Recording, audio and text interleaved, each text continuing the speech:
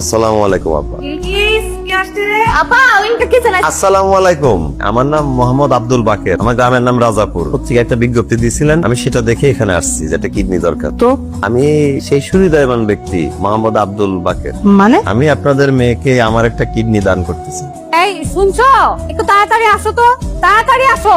এই লোককে আরে ওই যে আমরা যে পত্রিকায় বিজ্ঞাপন দিয়েছি না, হ্যাঁ। উনি পত্রিকার বিজ্ঞাপন দেখে এসেছে, কিন্তু গ্রাম্য একটা লোক, ওনার থেকে কিডনি নেওয়া ঠিক হবে? দেখো, আমরা তো ডোনার খুঁজছি, এখন যদি ডোনার না পাই সেক্ষেত্রে তো ওনার কিডনি নিতে হবে। আর সবচেয়ে বড় কথা হচ্ছে আমাদের মেয়েকে তো বাঁচাতে হবে। তবু গ্রাম্য একটা লোক, যাই হোক শুনো না, ডাক্তারকে একটু ভালোভাবে রিকোয়েস্ট করে আসবে যেন সব পরীক্ষা নিরীক্ষা একটু ভালো করে করে। আচ্ছা, আপনি সব জেনে শুনেই তো এসেছেন, তাই না? জি স্যার, আমি সব জেনে বুঝে পরে তারপর এসেছি। এই বিলকিস, স্টোর রুমটা একটু পরিষ্কার পরিচ্ছন্ন করতে হবে। উনি স্টোর রুমে থাকবেন, আর ওই অচেনা মানুষ একটু সাবধান। হ্যাঁ, আমি দেখতেছি, টেনশন নিও না স্যার।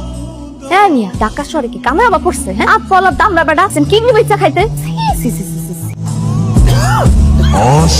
তারের গ্রামের তন যারাই আহে এই রুমের মধ্যে থাকে, আপনি আজকে থেকে এই রুমের মধ্যে থাকবেন। জি বুঝলাম। বিলকিস শোনেন, মানুষকে প্রথম দেখায় ভিক্ষুক ভাবা ঠিক না। এই পৃথিবীতে বহুত সাধু সন্ন্যাসী আছে যারা ভিক্ষুকের বেশে চলছে, এমনকি তার চেয়েও খারাপ বেশ। আপনি সাধুও না, আপনি সন্ন্যাসীও না, আপনি কিডনি বেচা খান। কিডনি বেচা খান কেলে না, কাজ কাম করতে পারেন না, ডায়লগ তো ভালো দিতারেন। এই কি সমস্যা আপনার? আপনি এরকম সোফায় পা তুলে বসে আছেন কেন? আমার একটু বাতের সমস্যা আছে, তো সোজা হয়ে বসে থাকতে একটু ব্যথা হয়। এই কই থাকিস তুই? এগুলো দেখোস না, সোফাটা একদম ময়লা বানায় ফেলতেছে। এই অবস্থা শুরু করছে, কয়দিন পর বাসাতে চিড়িয়াখানা হয়ে যাবে। আপনি সমস্যা কি? হ্যাঁ? আপনি সোফার মধ্যে পাও দেয় বসেন কেলে? সোফার দাম কত জানেন? আবার আচ্ছা টিভি দেখেন, যান ঘরে যান।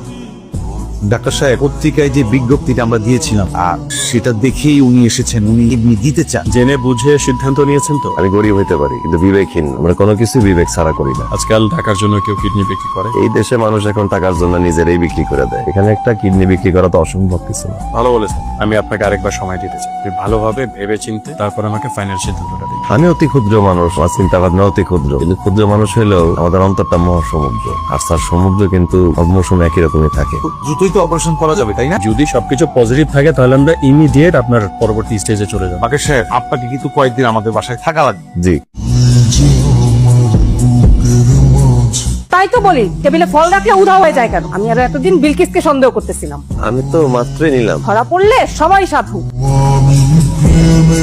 ধরেন খাওয়া এসি খাইয়া লড়। এখানেই খাবো? তো কই খাবেন আপনি? আপনার লাগে 5 স্টার হোটেলে লয়ে যেমন খাওয়ানো লাগে, আপনি কি প্রাইম মিনিস্টার? ম্যাডাম কিন্তু ঠিকই সন্দেহ করছিল, আপেল চুরি কিন্তু আপনিই করছেন। এই চুপ থাক, চুরি করছে কি? হ্যাঁ, গায়ের কথাটা খাটি থাকে লেখারি, এটা লেগে তো খাটি। যেটা চুরি করা, যেটা কয় পারিশ্রমিক।